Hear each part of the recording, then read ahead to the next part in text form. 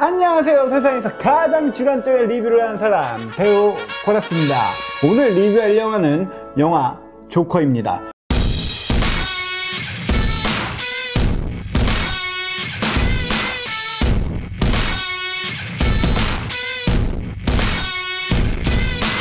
조커를 보고 제가 일단 어떻게 느꼈냐면, 영화 한 편 찍어보고 싶다. 감독이 정말 욕심내서 한 컷 한 컷 의미를 부여하고 열심히 찍어낸다면 이런 영화가 나올 수도 있겠구나 라고 느낀 그런 영화입니다. 촬영적인 것들, 음향적인 것들, 연기적인 것들, 각 모든 것들을 이렇게 시간에 쫓기거나 그렇지 않고 정말로 세세하게 준비해서 찍었다라는 걸 좀 느낄 수 있는 그런 영화였습니다.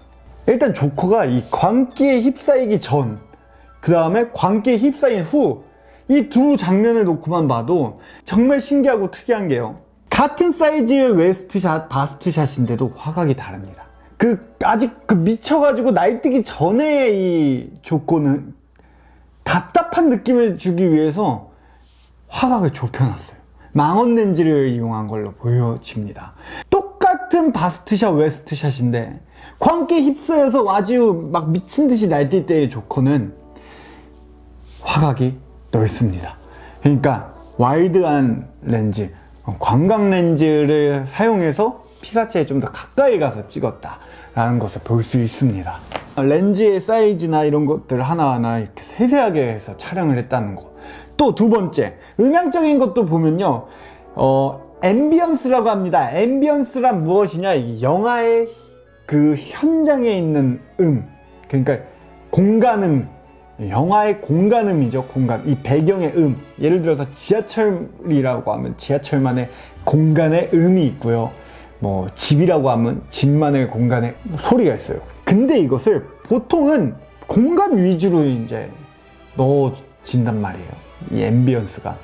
그런데 이 영화에서는 피사체, 즉 조커의 상태에 따라서 앰비언스가 바뀌면서 우리 관객들이 좀 더 이 조커의 입장에서 영화를 볼 수밖에 없게끔 그런 설치를 해놓은 거죠.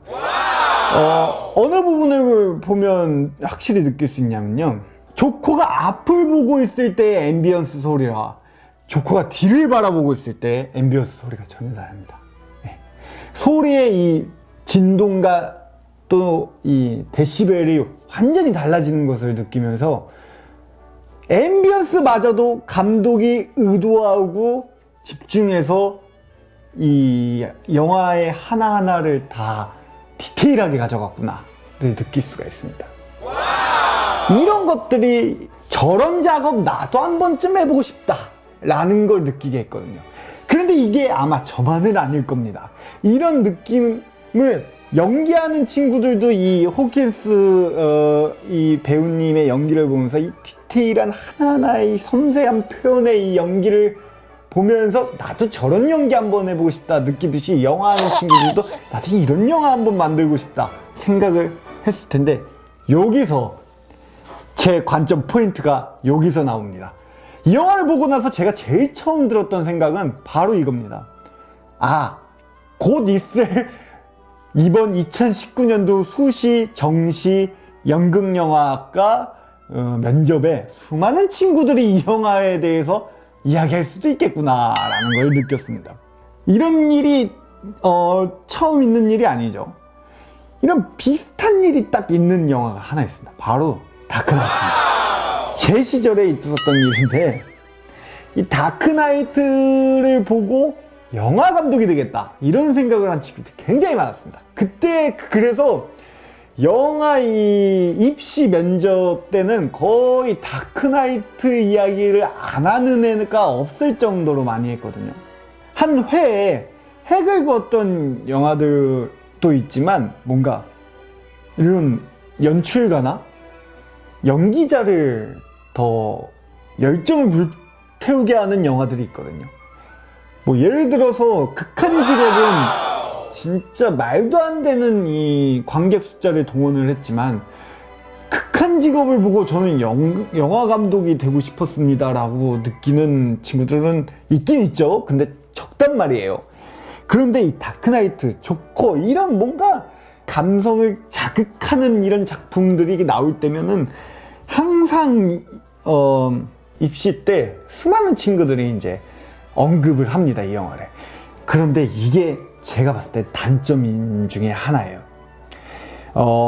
제가 이 대학원을 다녀보니까 영화학과 이 학부, 이 대학과 대학원의 차이를 좀 더 이제 느낄 수가 있던 게 뭐냐면, 영화를 굉장히 나노 단위로 쪼개서 디테일하게 들어가서 영화를 분석을 하더라고요.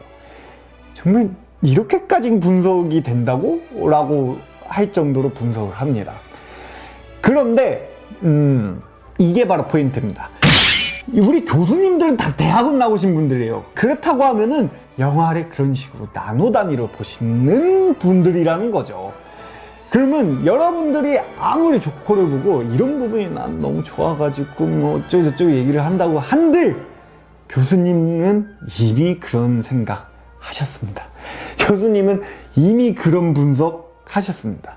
그래서 뭐 물론 이번 연도는 기생충 이야기도 많이 할 겁니다, 여러분들. 저도 뭐 깐에 대한 뭐 깐에서 상을 받는 그런 영화 감독이 돼보겠습니다, 이런 이야기 하는 친구들도 있겠는데, 차라리 그거는 뭔가 포부 이런 거를 뭐 좀 느낄 수 있다고 본다면, 이번 조커에서 그 장면이 어떤 느낌을 가져오고 뭐 이거는 저희가 봤을 때 오히려 마이너스가 될 수 있는 면접의 방식을 선택하지 않았나 라고 들거든요. 특히 이 박사까지 하셨기 때문에 정말 창의적인 접근법이 아니라면 교수님들은 아마 그 면접 때 한 100명 가까이 되는 아이들과 면접을 할 거고, 아무리 못해도 50명 가까이 되는 아이들과 면접을 할 거고, 그날 뭐 조커 이야기를 최소 10번 이상을 들을 테고,